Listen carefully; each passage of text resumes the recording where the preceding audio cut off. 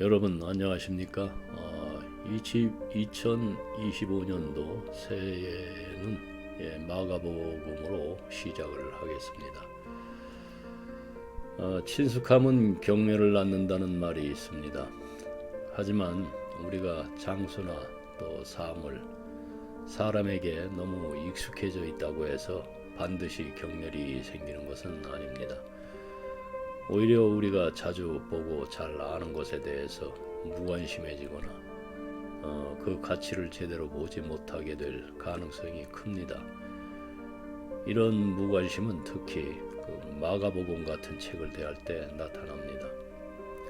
마가복음은 여러 언어로 쉽게 구할 수가 있고 많은 사람들이 평생 알고 있는 책이기 때문에 신약 성경의 일부로만 여겨져서 제대로 평가되지 않거나 이렇게 어른 성숙된 마음으로 읽히지 않는 경우가 좀 많았습니다.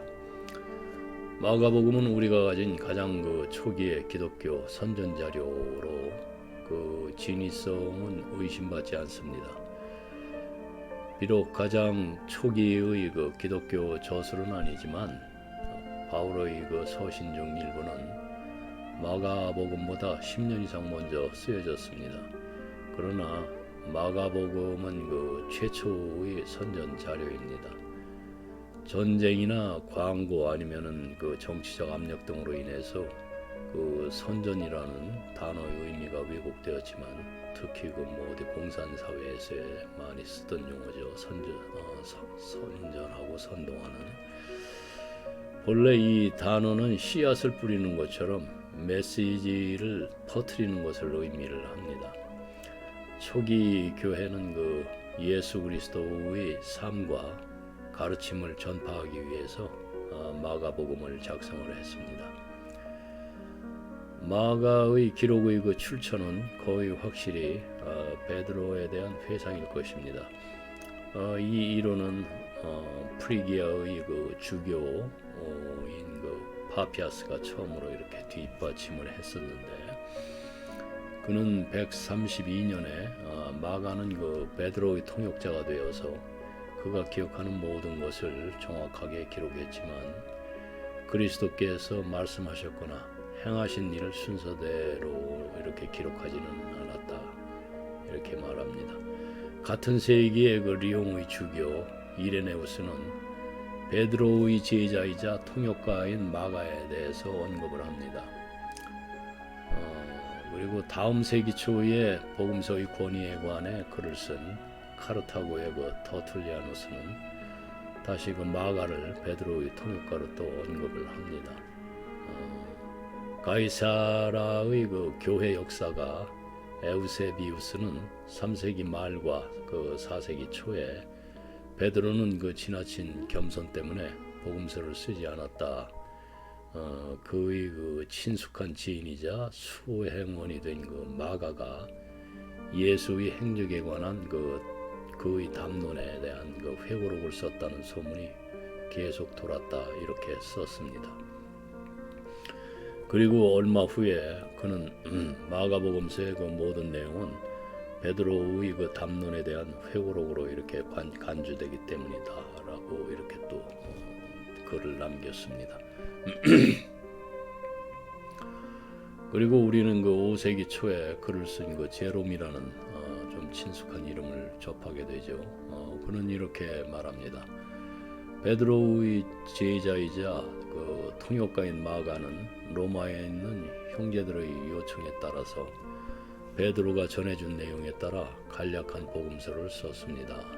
이 복음서는 베드로에게 읽혔을 때 그의 권위에 의해 승인되고 출판되어 교회에서 읽혔습니다. 이렇게 증언합니다. 이러한 초기 증인들을 의심할 특별한 이유는 없죠. 베드로의 사도적 권위에 뒷받침된 마가복음의 신뢰성이 교회 전체에 확고히 자리 잡는데 오랜 시간이 걸리지는 않았습니다. 따라서 마가는 베드로가 한 이야기에서 많은 자료를 모았고, 물론 그는 적어도 대략적으로라도 이 이야기들을 정리해서 책을 만들어야 했을 것입니다. 하지만 그의 권위는 어부이자 그 사도인 베드로입니다. 그는 자신 있게 목격자의 증언이라고 할 수 있는 자료를 사용하고 있습니다. 일부 확장된 설교와 함께 이 중에 하나는 오순절에 베드로가 한 설교였습니다. 그것은 사도행전 2장에 있는 요약을 번역한 것 이상인데 조금 더 이렇게 더해졌죠. 베드로가 아마도 그의 설교를 설명하거나 그의 주장을 전개한 지점에서 마가복음에서 자료를 제공했고 또 그 확장된 설교를 읽으면은 자료가 얼마나 잘 들어맞는지 알 수 있습니다. 그것은 참 좋은 설교이며 분명히 한 사람이 전했고 이 연습만으로도 마가가 그의 복음서를 쓸 때 베드로에게 의존했다는 그 이론에 대한 추가 증거도 됩니다. 그리고 마가복음에는 그들이라는 단어가 모호한 구절이 많이 있습니다. 때때로 우리로 대체하면은 전체 이야기가 훨씬 더 이렇게 스무스하게 명확해집니다. 이제 마가가 베드로가 한 이야기를 기록했다면은 그는 그의 복음서에서 이야기에 대한 우리를 그들로 바꿔야 할 많은 곳에 우리를 사용했을 것입니다. 그러므로 마가는 아마도 베드로가 썼을 복음서일 것이라는 추측입니다. 그것은 우리가 소유한 가장 오래된 복음서이고 약 65년경으로 이렇게 거슬러 올라가죠. 네. 이 복음서의 스타일은 간결하고 아주 언어적으로 경제적입니다. 솔직담백하고 그것은 최소한의 단어로 강력하게 메시지를 전달하고 있습니다.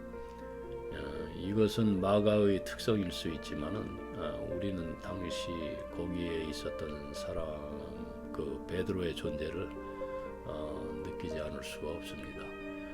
베드로 자신은 네로의 박해에서 순교했을 수도 있고 또 어떤 사람들은 이 짧은 복음서가 체포와 죽음의 그 위협 속에서 쓰여졌다고 또 생각하는 사람도 있습니다. 수년 동안 많은 그리스도인들은 그리스도의 그 재림이 매우 임박했다고 생각을 합니다. 그들은 예수의 어떤 말씀을 그들이 살아있는 동안 그가 승리하여 돌아올 것이라는 그런 의미로 이렇게 해석을 했습니다.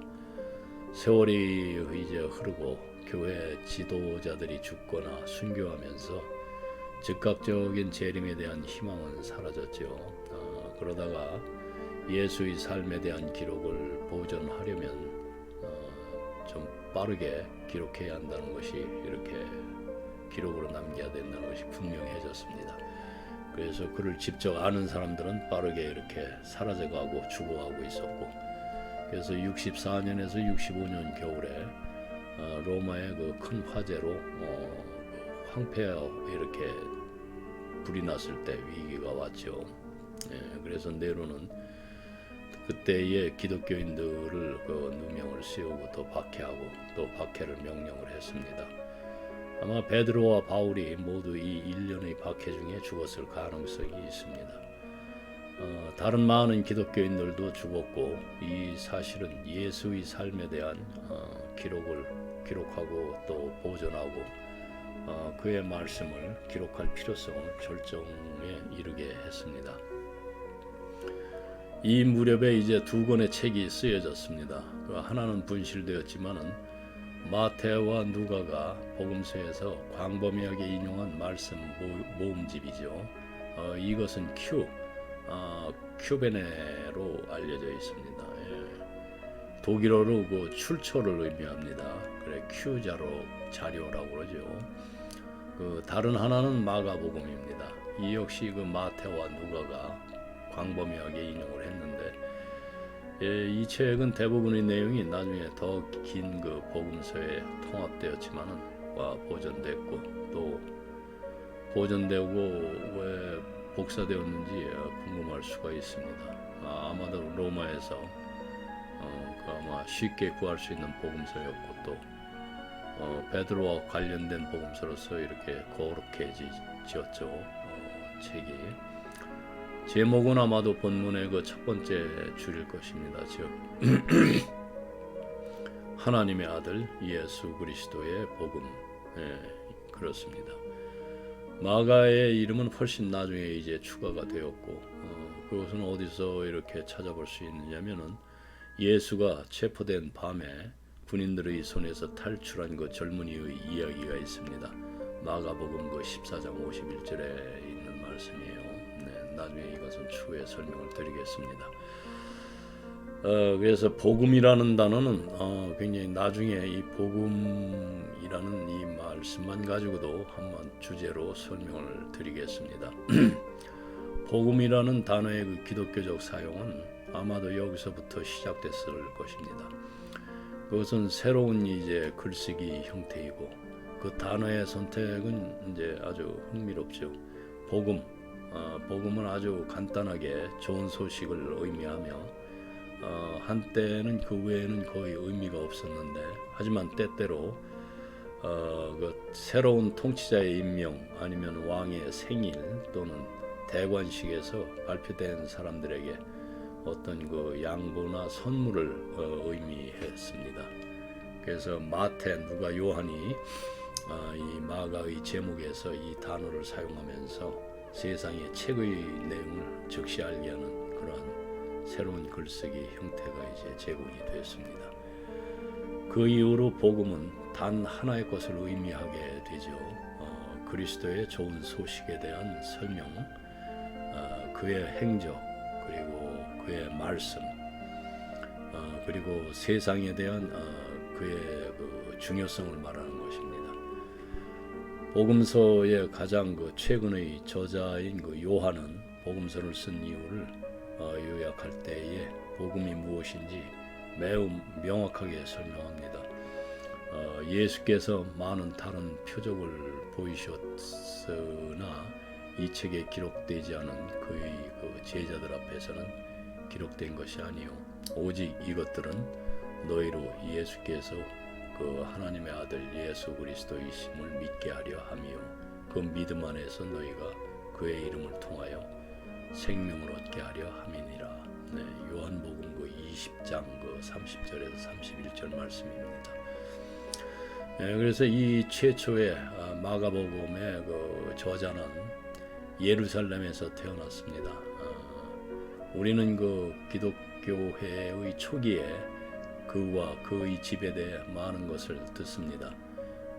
만약 마지막 그 만찬이 요한 마가의 어머니 집의 다락방에서 이루어졌다면 마가는 예수님의 그 임박한 죽음에 대한 대화와 말씀을 또 들었을 것입니다.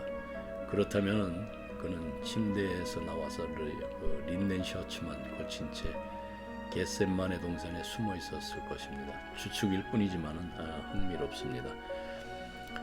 그의 어머니 마리아는 초기 그리스도인들을 위해서 집을 이렇게 오픈을 했고 열어두었고, 베드로가 그 감옥에서 풀려났을 때 아주 자연스럽게 그곳으로 갔습니다.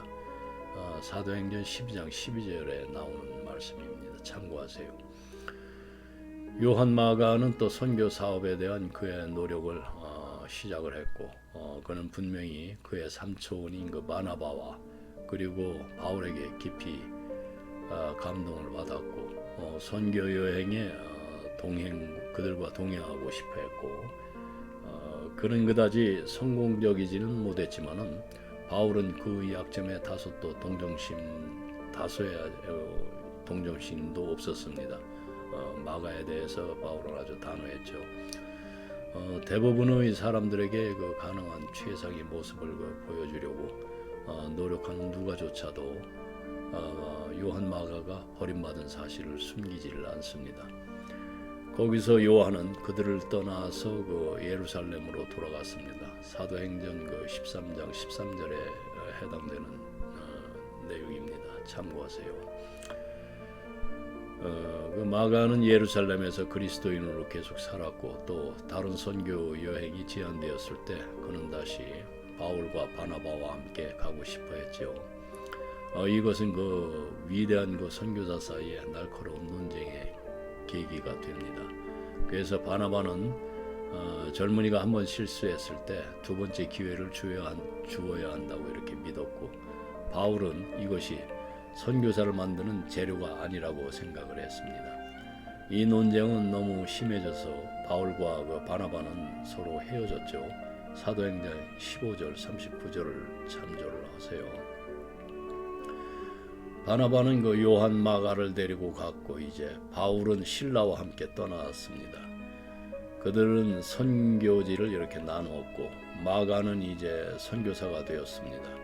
그에 대해서 아무 말도 듣지 못하지만은 그 이유는 사도행전에서 그 누가가 바나바와 마가의 이야기가 아니라 바울과 실라 이야기를 따르기 때문입니다. 그 사도행전 15장 36절에서 41절을 참조를 하세요. 그래서 마가에 대한 그 마지막 언급은 베드로전서 5장 13절에 있는 것 같습니다. 그 바빌론에 있는 여러분의 자매교회가 여러분에게 인사드립니다. 그리고 제 아들 마가도 인사드립니다. 거기서 우리는 로마에 있는 마가를 이제 이렇게 보게 되죠. 그는 거의 처음부터 기독교 공동체와 관련이 있었고, 특히 또 그가 예수의 그 체포 때 도망친 청년이라면 더욱 그렇습니다. 마가복음 그 14장 51절에서 52절에 그 나오는 말씀을 참조하세요. 그 초기 시절에 많은 그 주요 기독교인들과 친밀하게 교류한 덕분에 그는 질문을 하고 이제 자신의 이야기를 확인할 기회를 얻습니다. 마가는 로마에서 베드로와 매우 가까웠던 것 같습니다. 이 모든 것이 그를 예수의 삶과 말씀에 대한 신뢰할 수 있는 그 기자로 적합하게 만들었습니다. 그의 주요 자료는 그 베드로에게서 온 것일 수도 있지만은 그는 예수에 대해 다른 사람들과 오랜 세월 이야기하면서 많은 것을 얻었을 것입니다. 그는 예수를 보았지만 제대로 알지는 못했습니다. 마가복음은 좀 거칠고 세련된 작품이 아니지만은 그것은 자신이 쓴 것을 믿는 사람의 그 강력한 그 어떤 활력, 생명을 가지고 있습니다. 마가복음은 좀 사실주의의 그 섬광처럼 이렇게 가지고 있다고 그럴까요? 그것은 철저하게 인간적이면서도 틀림없이 하나님의 아들인 사람의 그 초상화를 아주 선명한 선으로 이렇게 그립니다. 우리는 아마도 그 복음서의 끝을 잊어버렸을 것이지만 대부분의 사본에서 그러하듯이 부활의 출현에 대한 설명이 없이 끝맺는 데는 어느 정도 이렇게 적절합니다. 이 이야기는 이제 마지막으로 끝나는 부분이 그리고 그들은 무덤에 나와서 도망쳤습니다. 그들은 흥분에 떨며 아무에게도 한마디도 감히하지 못했습니다. 마가복음 16장 8절을 참조를 하세요. 네, 그러면은 이 마가복음의 이제 첫 1절 어떻게 시작이 됐는지 들어가 보죠. 1절에서 8절까지 읽겠습니다. 하나님의 아들 예수 그리스도 복음의 시작이라. 선지자 이사야의 글에 보라, 내가 내 사자를 내 앞에 보내노니 저가 내 길을 예비하리라. 광야에 외치는 자의 소리가 있어 가로되 너희는 주의 길을 예비하라. 그의 첩경을 평탄케 하라. 4절 세례 요한이 이르러 광야에서 죄사함을 받게 하는 회개의 세례를 전파하니 온 유대 지방과 예루살렘 사람이 다 나아가 자기 죄를 자복하고 요단강에서 그에게 세례를 받더라. 요한은 약대털을 입고 허리에 가죽띠를 띠고 메뚜기와 석청을 먹더라. 그가 전파하여 가로되 나보다 능력 많으신 이가 내 뒤에 오시나니 나는 굽혀 그의 신들매를 풀기도 감당치 못하겠노라. 그때에 예수께서 갈릴리 나사렛에서부터 와서 요단강에서 요한에게 세례를 받으시고, 1절에서 8절까지의 말씀을 이렇게 읽어봤습니다. 보면은 2절에서 선지자 이사야의 글에 보라 내가 내 사자를 내 앞에 보내노니 저가 내 길을 예비하리라.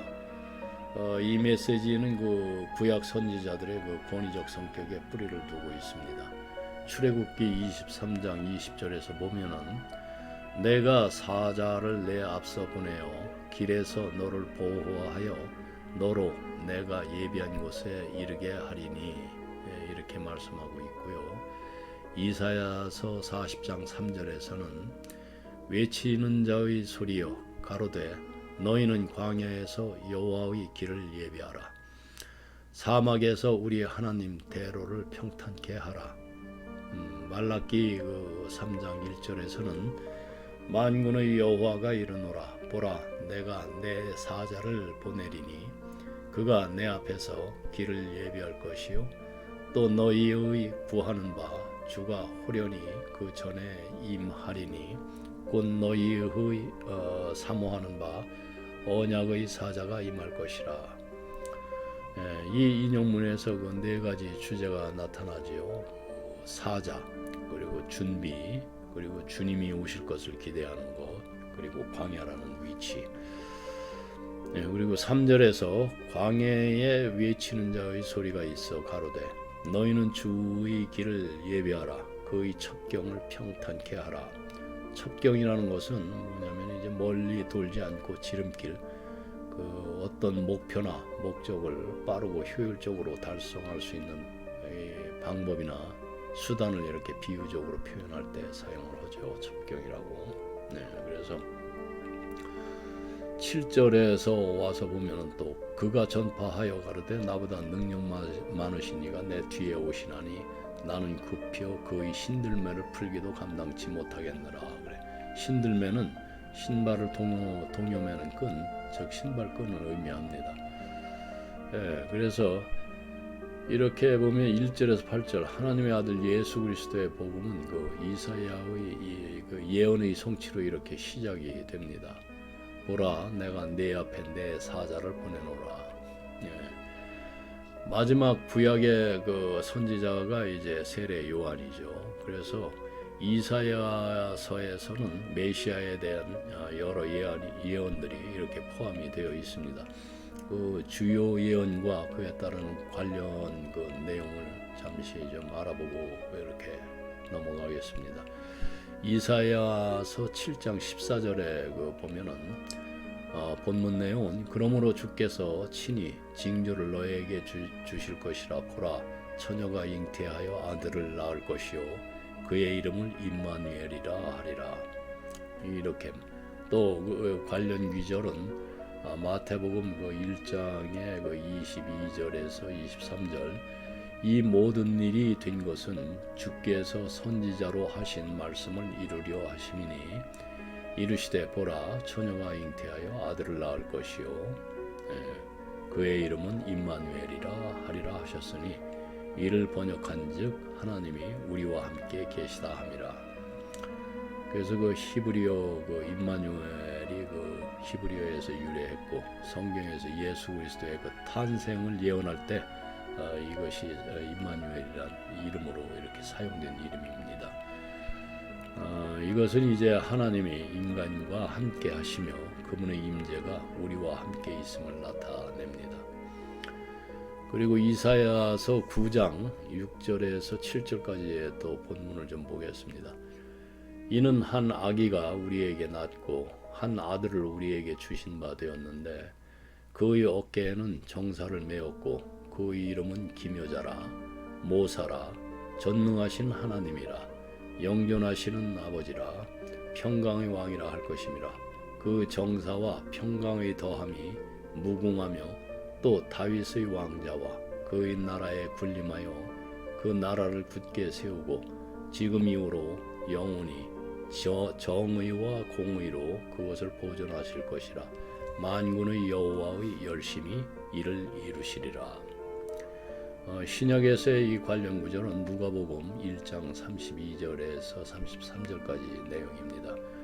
그가 큰 자가 되고 지극히 높으신 이의 아들이라. 일컬어질 것이요 하나님께서 그 조상 다윗의 왕위를 그에게 주시리니 영원히 야곱의 집을 왕으로 다스리실 것이며 그 나라가 무궁하리라. 예수 그리스도에 대한 예언이 이렇게 나옵니다. 그리고 또 이사야서 11장 1절에서 2절의 본문 내용은 이새의 줄기에서 한 싹이 나며 그 뿌리에서 한 가지가 나서 결실할 것이요 그의 위에 여호와의 영 곧 지혜와 총명의 영이요 모력과 재능의 영이요 지식과 여호와를 경외하는 영이 강림하시리니. 이새는 이제 성경에서 다윗 왕의 그 아버지로 그 예수 그리스도의 족보에 등장하는 중요한 인물입니다. 이새의 줄기에서 나온 싹은 이제 다윗 왕을 그리고 궁극적으로는 예수 그리스도를 상징을 합니다. 그래서 이새는 베들레헴 출신으로 루스의 자손이죠. 이 신약으로 넘어와서 이제 관련 구절이 마태복음 3장 16절에서 17절 말씀입니다. 예수께서 세례를 받으시고 곧 물에서 올라오실새 하늘이 열리고 하나님의 성령이 비둘기같이 내려 자기 위에 임하심을 보시더니 하늘로부터 소리가 있어 말씀하시되 이는 내 사랑하는 아들이요 내 기뻐하는 자라 하시니라. 그리고 이사야 하나 더 보면은 이사야서 이제 53장에 본문 그 내용은 고난받는 종에 대한 예언으로 메시아가 고난을 받고 우리의 죄를 대신 짊어질 것임을 그렇게 예언을 합니다. 그 관련 구절이 이제 베드로전서 2장 24절인데 그 내용을 보면은 친히 나무에 달려 그 몸으로 우리 죄를 담당하셨으니 이는 우리로 죄에 대하여 죽고 의에 대하여 살게 하려 하심이라. 그가 채찍에 맞음으로 너희는 나음을 얻었나니.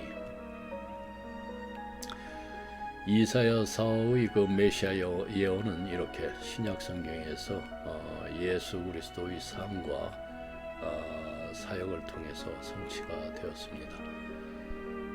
누가 내 길을 준비하리요 광야에서 외치는 자의 소리가 이르되 주의 길을 예비하라 그의 길을 곧게 하라. 요한이 와서 광야에서 사람들에게 침례를 이렇게 베풀기 시작하면서 침례를 마음의 그 완전한 변화와 죄 사함의 표징으로 이렇게 선포를 합니다.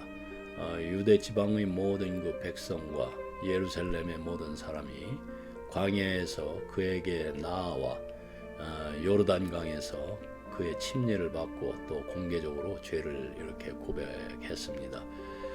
요한 자신은 이제 낙타털 옷을 입고 허리에는 가죽띠를 두르고 메뚜기와 그 들꿀로 살았습니다. 그의 그 설교의 부담은 나보다 더 강한 사람이 내 뒤에 오실 것입니다. 사실 나는 무릎을 꿇고 그의 신발을 벗길 만큼 충분히 좋지 않습니다. 나는 물로 세례를 주었지만 그는 성령으로 세례를 주실 것입니다. 복음이라는 단어는 좋은 소식을 의미하는 그 고대 영어 단어 가스펠에서 유래가 됐습니다.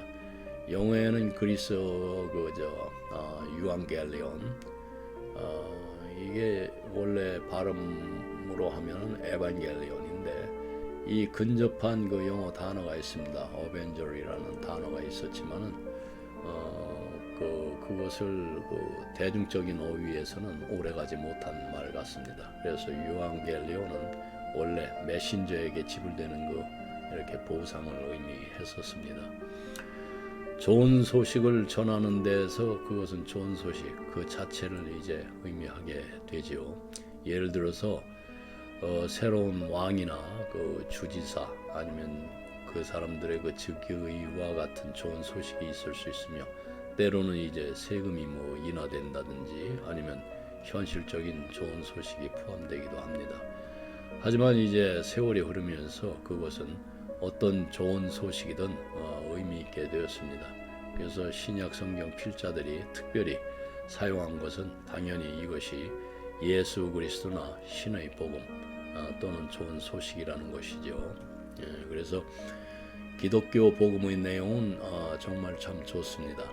그것은 신이 세상을 사랑하고 예수 그리스도 안에서 직접 방문했으며 죄 많은 인간과 또 신의 완전함 사이에 그 고통스러운 단절을 단번에 영원히 치유했으며 인간의 그 마지막 원수인 죽음을 극복하고 또 시간과 공간을 초월해서 자신을 신뢰하지 않고 그리스도를 신뢰하는 모든 사람에게 삶의 길을 열었다는 것을 분명하게 선언을 합니다.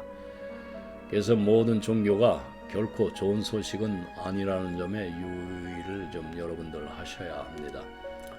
힌두교에 대한 복음은 많지 않죠. 그리고 이슬람교는 여성에게는 좋은 소식이기보다는 나쁩니다. 분명히 부족합니다. 생각 없는 사람들이 가끔 모든 종교는 뭐 거의 같다고 선언하는데 다른 종교를 자세히 살펴보고 좋은 소식이 이렇게 눈에 띄게 부족하다는 점에 주목해야 될 가치가 있습니다. 마가는 여기서 예수를 그리스도라고 부릅니다. 그리스도는 기름 부음 받은 자를 의미를 하는 그 그리스어에서 유래되었죠. 메시아로 번역된 그 히브리어와 거의 정확히 동일합니다. 그래서 기름 부음은 구약 성경에서는 그 왕들이 하나님의 그 선택을 받아서 기름 부음을 받는 장면이 자주 등장합니다. 이것은 그들이 하나님의 그 특별한 임무를 맡은 자임을 상징을 합니다. 오늘날에도 그 영국에서는 이 전통이 이어지고 있죠. 찰스 3세는 그 대관식에서 그 성유를 머리에 기름 부음을 받았습니다. 그 캔터버리 대주교 저스틴 웰비가 대관식을 그 집전하면서 왕이 계승할 때 이렇게 기름 부음을 했습니다. 그 대관식에서 그 찰스 3세는 여러 가지 이렇게 맹세를 했고 권능과 그 정의의 상징인 홀과 지팡이가 또 제시도 되었습니다. 이것은 예수께서 세례 때 기름 부음을 받으신 것처럼 성령께서 왕에게 그 기름 부으실 것을 기도하는 의미를 담고 있습니다. 그러나 그 크리스토스 또는 하나님의 그리스도라는 칭호는 특별히 선택되고 임명된 자를 가리키고 이 칭호는 매우 중요한 의미를 지니게 되었습니다. 예수 그리스도는 하나님의 그 특별한 사명을 받은 자로서 이 칭호는 그분의 그 신성한 임무와 분리될 수 없는 중요한 상징이 되었습니다. 그래서 오늘은 여기까지 하면서 서론으로서 마치겠습니다.